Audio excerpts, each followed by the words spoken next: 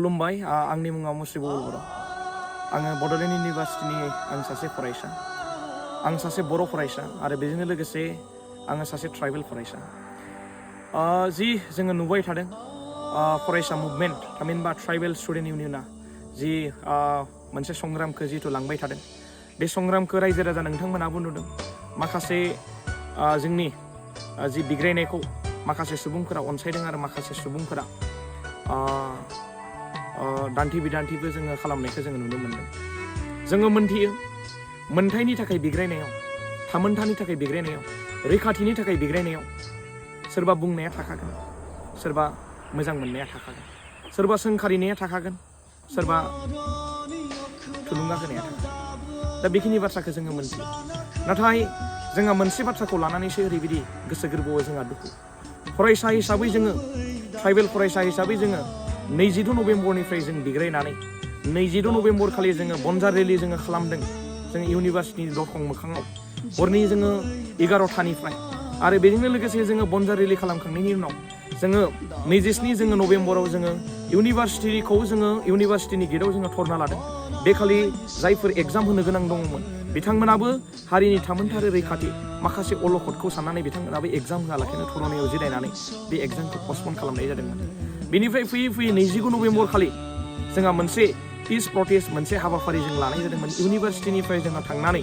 BTC गेटसिम जोंहा 2 घन्टा जि धरना हाबाफारिखौ जों लादोंमोन नाथाय जिबायदि जानांगौमोन बेबायदि माखासे थासारिया जायासै आबेगजों माखासे जि बिटिसि सेक्रेटारियेटआव जि जाबाय बेखौ जोंबो दुखु मोननाय जोङो फोरमायदों मानो होननानै बुङोब्ला जोंबो फरायसा हिसाबै जोंहा साननाय दङ माखासे थामोन्थाय आरो रैखाथिनि थाखाय फरायसा हिसाबै इयुनखौ लानानै माखासे जोंहा गिनायबो दङ दा बिनि थाखायनो जोङो फरायसा हिसाबै बिग्रायनो थाखाय जोङो ओंखारबोदों बेयावलाय मानिथि थाखाय एसेबां गेदेर कुइसन जानांगौ बेयावलाय मानिथि थाखाय एसेबां गेदेर सोंथि जानांगौ एसेबां गेदेर मानो थाखाय दान्थि बिदान्थि जानांगौ सोरबा सोरखौबा दाय होनाय सोरबा सोरखौबा धमकि होनाय सोरबा सोरखौबा सोंखारिलायनाय मानोथो बेबायदि जानांगौ सोंथियाथ' मोनसेनो जानांगौ ना फैनायाथ' गाराङाथ' मोनसेयानो गारां फैनांगौ जोङो मोनथियो नोंथांमोनखौ आं खावलायहरखाबाय नोंथांमोनखौबो आं फोरमायहरखाबाय सासे बर' फरायसा जानानै ट्राइबेल माहारिनि सासे फरायसा जानानै दिनैनि समाव राजनितिखौ लानानै बर' हारिया गोदोबो खौसेथि गैयामोन दासिमबो खौसेथि गैया आरो इयुनावबो खौसेथि जागोन ना जाया बेयो जोंनि थाखाय गोबां गेदेर सन्देह आरो गोबां गेदेर बियो सोंथि मानि थाखाय बिथांमोना खौसेथि जानो हाया मानि थाखाय बिथांमोना हारि आरो थामोन्था रैखाथिनि थाखाय मोनसे स्टेटमेन्टखौ मोनसे गारांखौ बिथांमोना दैथायहरनो हाया बेबो जोंहा जोबोद गिदिर कुइसन जोङो जोंनि सोमावसारनायनि गेजेरजों सोरबा सासे राजनिति दैदेनगिरिखौ जोङो थांखिनानै जोङो बुङाखै सोरबा जोङो राजनितिक दैदेनगिरिखौ जोङो हमनानै बुनो नागिराखै हमनानै सोंखारिनो नागिराखै हमनानै जोङो जि खैदां खैफोदसिम जोङो लांनो नागिराखै जोंनि सोंथिखौसो फरायसा हिसाबै जोङो सोंथिखौ खालामदों दाखालिबो सोंथि मोननो थाखायनो बिटिसि सेक्रेटारियेटआव जि बिटिसिनि चिफ हाग्रामा महिलारि सारखौबो उइ वान हाग्रामा होननानै जोङो बुंदों सोरखौबा बुनो सोरखौबा सोंखारिनो बिदि बाथ्रा गैया दिनैनि समाव नोंथांमोनाबो साननांगोन हाग्रामा महिलारि सारखौल' जोङो रायबाय थादों बिदि बाथ्रा जोङो माब्लाबो जों बुंनो सानाखै सार बिथांखौबो जोङो रेसपेक्ट होयो नाथाय जोंनि जायफोर मन्त्रि एमएलए दङ उरखावगोरा सारनिफ्राय लानानै सरन बर' सारनिफ्राय लानानै बिदि जोंहा गबिन्द बसुमतारी सारनिफ्राय लानानै रोंगोरा सारनिफ्राय लानानै लरेन्स इस्लारिनिफ्राय सारनिफ्राय लानानै जि जोंहा सानै एमपि दङ जि रोंगोरा नार्जारि जोंहा जयन्त सार बिथांमोन दङ दा बिथांमोनखौबो जोङो कुइसन खालामदों सोरबा सासे पार्टिकुलार राजनिति दैदेनगिरिखौ जोङो कुइसन खालामाखै बेयावनो जोङो थोंजोङै मोनथियो फरायसानि जि मुभमेन्ट फरायसानि जि संग्राम बे संग्रामा गोथार गोसोजों हारिनि थामोन्था आरो रैखाथिनि थाखाय बियो बिग्रायनाय बेयाव सोंथि जानो गोनां आरो पलिटिकेल षड़यन्त्र खालामनो गोनां बेयाव खोथायानो गैया राजनिति दैदेनगिरि बिथांमोनखौबो जों बुंदों नोंथांमोनाबो बे बिग्रायनायाव जड़ित जानानै हारि आरो थामोन्थानि थाखाय जुदि सानदोंब्ला नोंथांमोनाबो फै बेयाव ना सोरबा इउपिपिएल दङ सोरबा बिजेपि दङ ना सोरबा बिपिएफ दङ बेयाव जेबो गैया ट्राइबेल स्टुडेन्ट हिसाबै सोमावसारदों आरो सोमावसारलांबाय थागोन आरो सोमावसारनायखौ नोंथांमोनाबो नुदों बेयाव नोंसोर होननाय बाथ्राया बेयाव फैयाखै नोङो बिजेपि नोङो बिपिएफ नोङो इउपिपिएल होननाय बाथ्राया फैयाखै नोङो आबसु नोङो बिएसु नोङो बनसु होननाय फैयाखै बेयावहाय बेयो ट्राइबेल स्टुडेन्ट हिसाबै मोनसे गारांखौनो बोगासिनो बे गारां बोसेयावबो राजनिति दैदेनगिरिफोरा मानो कुइसन खालामबाय थादों राजनिति दैदेनगिरिफोरा मानो पलिटिकेल पारपस बेयाव खालामबाय थादों माखासे सुबुंफोरा मानो गलाम जानानै माखासे सोंखारिबाय थादों माखासे जि ससियेल मिडिया इउज खालामगिरि बिथांमोना जि माखासे गावसोरनि लाबालाबनि थाखाय मा मेन्टेलिटिजों बिथांमोना जोंखौ सोंखारिबाय थादों मा मेन्टेलिटिजों बिथांमोना बुंगासिनो दङ नोंथांमोना ओंखारबो नोंथांमोनाबो सोमावसारनो थाखाय ओंखारबो बर'नि जुदि थै दङबा ट्राइबेल माहारिनि जुदि थै दङब्ला ट्राइबेल माहारिनि जुदि फिसाबा ट्राइबेल माहारिनि जुदि थै गोनां सासे जुदि फिसाब्ला बेबायदि बाथ्राखौ नोंथांमोना बुंनाय नङामोन, नोंथांमोना सोंखारिनाय नङामोन। नोंथांमोनखौ जों रिसपेक्ट होयो, नाथाय नोंथांमोना बेबायदि जोंखौ पलिटिकेल पार्पस पलिटिकेल एलिगेसन लागायनानै दाग होनाय नागिरनायखौ जोङो माब्लाबो लुगैयाखै। आरो बेबायदि दाग सोरबा सोंखारिनाय सोरबा बुंनायखौ जोङो गिनानै सोरबा जिरायथ'नाय सोरबा थाथ'नाय बेबायदि सोंथिया जोंनि गेजेराव सिखांनानै फैयाखै। मानो होननानै बुङोबा बे लाइमोना, आंबो सासे लाइमोन, दिनैनि लाइमोना 2025नि लाइमोन, बियो जांख्रिखांनाय मोनसे लाइमोन, इयुन जेनेरेसननि बियो मोनसे लाइमोन। बे लाइमोनखौ सोरबा सासे मानसिया गावनि लाबा लाबनि थाखाय, गावनि सार्थनि थाखाय, गावनि थाखा फैसानि थाखाय, गावनि गादिनि थाखाय सोरबा जुदि सोंखारियोबा, सोरबा जुदि थुमखि दुमखा होनानै जुदि लाखिनो नागिरदोंब्ला, सोरबा जुदि षड़यन्त्र खालामनानै जुदि गाथेनानै दोननो नागिरदोंब्ला, नासयनानै जुदि दोननो नागिरदोंब्ला, बेयाव जोङो लाइमोननि भइस हिसाबै लाइमोननि जि गारांजों जोङो बोगोन, नङा होमबा? बेयाव लाइमोनखौ रावबो लाबथानो हानाय बेयाव गोहो रावबो उजियाखै। आं थोंजों खोथाखौ आं बुंबाय। बेयाव जोङो गिनायबो गैया, सोरबा षड़यन्त्रखौ जोंहा माबा मोनसे बाथ्रा बुंनायजों जोङो थाथ'नायनि बाथ्राखौबो जों जेब्लाबो जों सानाखै। आं बुंगोन, आं खावलायगोन, दिनैनि समाव बर' हारिया खौसेथि जानायनि मोनसे लामायावसो थांनांसिगोन। ट्राइबेल माहारिया खौसेथिनि लामाजोंसो आवगायनो थाखाय जोङो आवगायलांनांगोन। दिनै हारिनि गेजेराव राजनितिखौ लानानै दाङाबाजि, सोरबा सुबुंखौ लानानै दाङाबाजि, दा बेफोरबायदि सानस्रिया जोंनि गेजेराव सिखांनाङा। जोंनि गेजेराव मोनसे सानस्रि आरो सानखांथियाल' फैनांगौ जि मोनद' हारिनो जुदि एसटि होयोब्ला हारिया मा अलखदसिम थांगोन, जातिया हारिया जोंनि मा मोनसे खैदां खैफोदसिम थांगोन। गोसोम जोमैया साग्लोबनो बारा सम नांला। बेबायदि जुदि गावजों गावनो जुदि नासयलायबाय थायोब्ला, गावजों गाव जुदि गादबलायबाय जुदि थायोब्ला, बेखिनि बाथ्राखौसो आं नोंथांमोननो आं फोरमायदों। आरो नोंथांमोनाबो साननो हानाय गियान दङ, नोंथांमोनाबो जि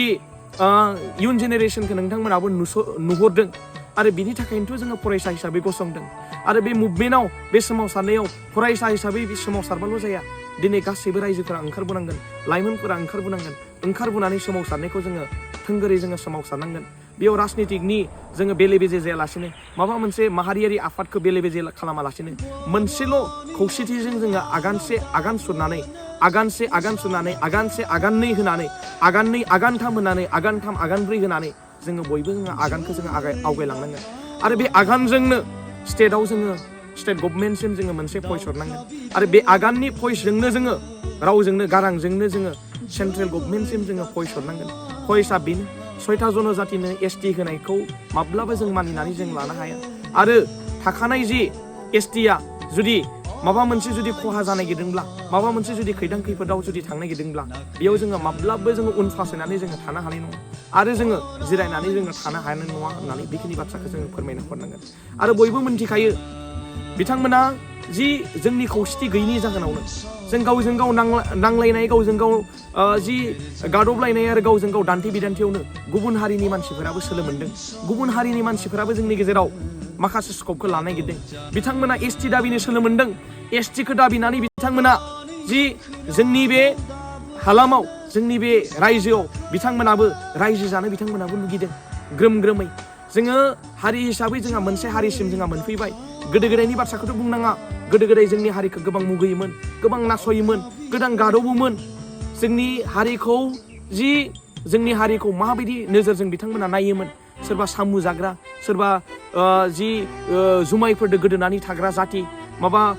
अमा बेदर जाग्रा जाति। दा माखासे हिसाबै जोंनि हारि आरो जातिखौ बिथांमोना नेवसियोमोन। बेखौ जोङो नुनो मोनो। जारिमिनानो बुङो बेखौ, आंनि बुंनाय बाथ्रा नङा बियो, जारिमिनानो बुङो। दा बिनिखायनो नोंथांमोना साननांगोन दि दिनैनि समा सोरखौबा सोंखारिलायनाय, सोरखौबा बुंनायनि बाथ्रा जेबो साननायनि सम नङा। दिनैनि समा जाबाय राजनिति दैदेनगिरिफोरा मोनसे टेबोलाव जिरायनानै जहैनो मोनसे स्टेटमेन्टखौ होनाय। जोङो फरायसा हिसाबैबो, हारि हिसाबैबो मोनसेल' बेन्दोङाव थानानै, मोनसेल' लामाजों आगान सुरलांनानै मोनसेल' गारांखौ होनाय आरो मोनसेल' स्टेटमेन्टखौ लाखिनाय, बेफोरबायदिसो जोङो जानांगौ। आरो जों बुंदों जि जोंनि हारि समाजनि गेजेराव साननो हानाय नङा, साननो गोरों गोबां मानसिफोर दङ। नाथाय पलिटिकेलनि गादिनि थाखाय सोरनिबा बिरुद्धे, सोरनिबा मोनद' हारिनि एसटिनि बिरुद्धे बुंगोन, आदिबासियानो भट होनाय नङा, सोरबा राजबंसियानो भट होनाय नङा, सोरबा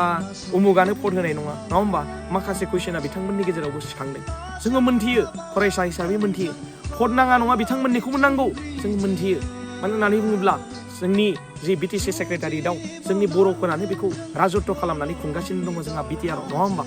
नाथाय दुखुनांथाव बाथ्राया बेसो जोंहा बिखा फोदाननानै खुगा बेखेवनानै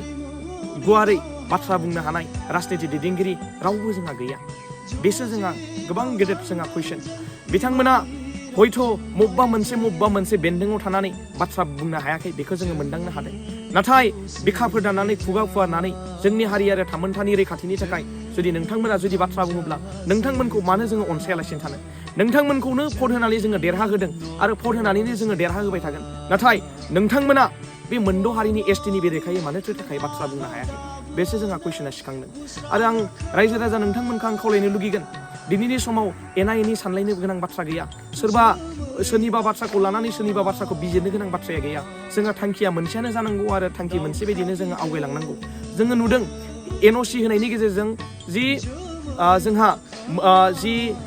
6.5 आरो 6.6 जोंहा नुनो मोनदों जि सेन्ट्रेल लेभेलाव जिहेतु जि स्टेटास दङ बे स्टेटासा समान जाहैगोन आरो बोखावजायै गवालपारायाव बिटिसिनिफ्राय माबायदि एनअसि हरनानै जि एसटि मोनद' हारिनि जि एसटि होनायनि जि मान मर्यादाखौ बिथांमोना जि लाखिनो नागिरदों बेखौबो जोङो नुनो मोनदों दा बिनिखायनो आं नोंथांमोनखौ आं खावलायदों दिनैनि सानाव मोनसेनि साननांगौ जेबो गैया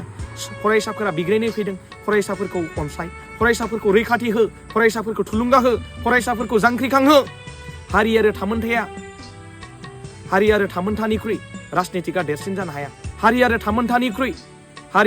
आरो रैखाथिनिख्रुइ रां रुफाया देरसिन जानो हाया धोन सम्पतिया देरसिन जानो हाया आं बेखौनो आं थोंजोङैनो आं बुंबाय आं फरायसा हिसाबै आं नोंथांमोनखौ आं खावलायनो लुगैगोन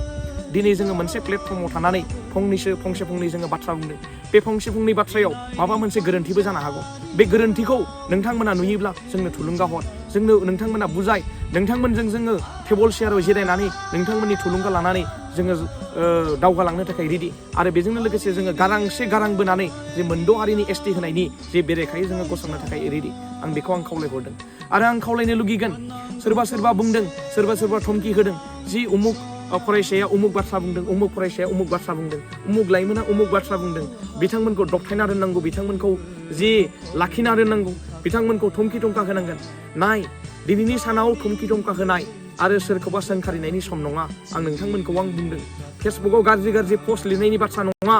दिनैनि समाव खौसेथियै आगान सुरलांनायनि बाथ्रा खौसेथियै आगान सुरनानै हारि आरो थामोनथाइखौ रैखा खालामनायनिसो मोनसे सम फैबाय हारिया दिनैबो थागोन गाबोनबो थागोन जुग संसार जालांगोन आरो बे संसार जानायाव नोंनिबो फिसाया जालांगोन आंनिबो फिसाया जालांगोन गासैनिबो फिसाया जालांगोन मानो थाखाय नोंथांमोना सोमावसारनाय आरो थार बाथ्रा बुंनायाव मानो थाखाय नोंथांमोना